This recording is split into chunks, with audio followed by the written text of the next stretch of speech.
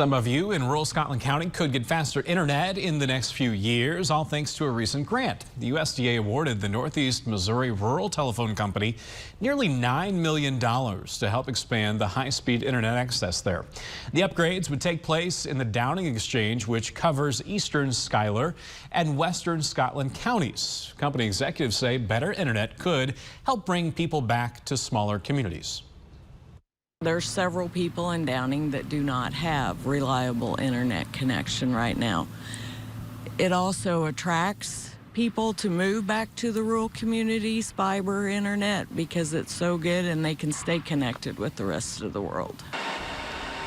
An in-depth environmental review is needed before any of the lines can be laid. Work should begin by the end of 2025.